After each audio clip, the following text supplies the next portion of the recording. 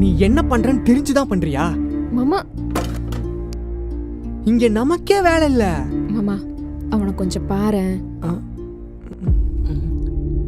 பாக்குறதுக்கே பாவமா இருக்கு மாமா.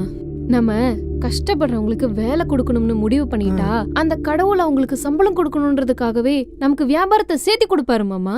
ப்ளீஸ் மாமா அவனை சேர்த்துக்கோயேன். சரி வா.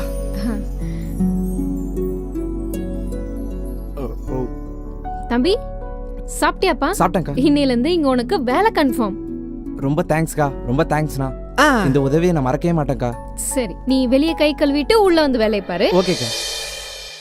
அக்கா சமையல் நீங்களா? ஆமாப்பா நல்லா இருந்துச்சா? நல்லா இருக்குன்னு சொல்லணும்னு ஆசை தான், ஆனால் சுமாராதான்க்கா இருந்துச்சு.